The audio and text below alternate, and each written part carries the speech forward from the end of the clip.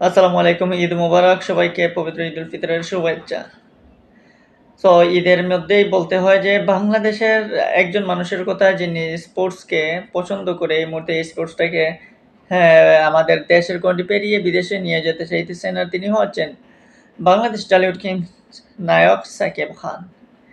এই সাকিব খানকে নিয়ে অনেক আলোচনা হয়েছে। আমরা গত যখন বিপিএলে তিনি দল নিয়েছিলেন দিল্লি ঢাকা ক্যাপিটালস ঠিক তখন তার এভাবে ক্রিকেটে আসা নিয়ে অনেক কথা হয়েছিল। সবাই পজিটিভলি নিয়েছিল যে সাকিব খানের মতো তারকা প্লেয়ার যদি কোনো একটা টিমের অংশীদারিত্ব পান বা কোনো মালিকানা নিয়ে আসেন তাহলে হয়তো ক্রিকেটের জন্য ভালো হবে। হ্যাঁ, সেটাই ঘটেছে। ক্রিকেটের জন্য ভালো কিছু নিয়ে এসেছেন এই সাকিব খান। এই সাকিব খান এবারের ঈদে হয়তো তার ২ টা ছবিও মুক্তি পাবে। সেই হিসাবে দর্শকরা তার সেই ছবি বা তাকে নিয়ে একটু উন্মাদনার মধ্যেই থাকবে।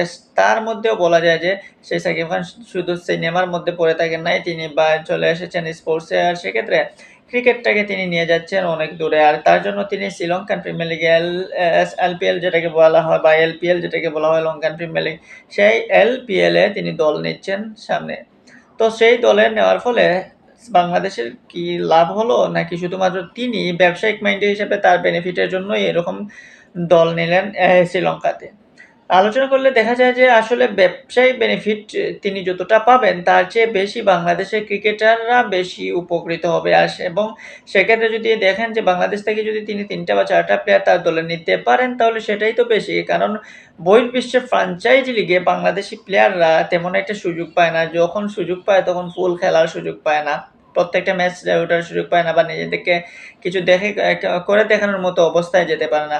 বাট এবার যদি সাকিব খান তার দল নিয়ে শ্রীলঙ্কান প্রিমিয়ার লিগে যদি দল দেন এবং সেখানে যদি তিনি মোটামুটি ভালো পারফরম্যান্স দেখাতে পারেন, তার টিম বিশেষ করে বাংলাদেশি প্লেয়ারদেরকে যদি টেনে নিতে পারেন তাহলে হয়তো সেক্ষেত্রে বাংলাদেশের জন্যই লাভ হবে, বাংলাদেশি প্লেয়ারদের জন্যই মঙ্গল হবে এবং বাংলাদেশের ক্রিকেটের ফ্র্যাঞ্চাইজিগুলির মধ্যেও একটা তাড়া থাকবে বা বাংলাদেশ ক্রিকেট ফ্র্যাঞ্চাইজি মালিক যারা আছে তাদের মধ্যেও একটা ধারণা থাকবে যে আমরাও কিভাবে বিশ্বে বলেন বা আমাদের দেশের যে বিপিএল এ আছে সেই বিপিএল এর দলটাও যদি একটু শক্ত করতে পারি সেই দিকে মনোযোগ দিতে পারেন বা বহির্বিশ্বের প্লেয়ারদের সাথে একটা যোগাযোগ করার একটা এবিলিটি তখনও বাড়বে।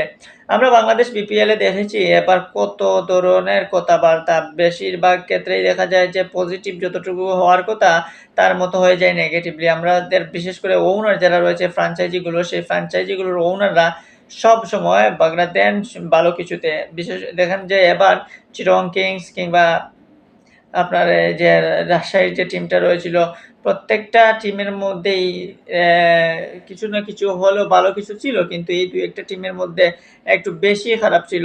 কারণ ওরা তাদের মালিকি যারা রয়েছে তারা আসলে ঠিকঠাকভাবে টিমটা পরিচালনা করতে পারেন নাই। ফ্র্যাঞ্চাইজির সাথে প্লেয়ারদের সম্পর্ক তেমন একটা সুসম্পর্ক ছিল না। টাকা নিয়ে, এই নিয়ে অনেক কিছু। সো এইরকম একটা অ্যা কোনো ফ্র্যাঞ্চাইজি বা এরকম একটা টুর্নামেন্টে যদি একটা ভালো শক্তিশালী ফ্র্যাঞ্চাইজি ওনার না থাকে, শক্তিশালী ফ্র্যাঞ্চাইজি মালিক না থাকে তাহলে ক্রিকেটটা তখন সুন্দর হয় না। তখনই কিন্তু বিতর্কের সৃষ্টি হয়। সো সেগুলো থেকে বাদ দিয়ে এভাবে যদি নায়ক সাকিব খান সামনে আসেন, সাকিব খান আমরা দেখেছি এবার বিপিএল এ ঢাকা ক্যাপিটালসকে টোটালি তিনি সুন্দরভাবে হ্যান্ডেল করেছেন। সেখানে কোনো অভিযোগ নাই, কোনো ধরনের আবদার নাই, কোনো কিছুই নাই। দুর্নীতিরও কোনো কিছু ছাপ নাই। সো সেই লেভেলের যদি একজন ওনার আমরা পেতে পারি, আমরা কুমিল্লা ভিক্টোরিয়ান্সকে দেখেছি দীর্ঘদিন থেকে তারা বিপিএল এ রাজত্ব করেছে। তাদের ওনার ছিল খুবই অ্যাক্টিভিটিস বা রংপুর রাইডার্সের ওনার দেখেন বা ফরচুন বরিশালের ওনার ওদেরকে দেখে বা সিলেট স্ট্রাইকার্সের ওনার তারা কিন্তু নিজেদের টিমের সাথে কখনোই কিন্তু হেরফের করে নাই। তারা সর্বোচ্চটা চেষ্টা করেছে টিমটাকে ভালো রাখার।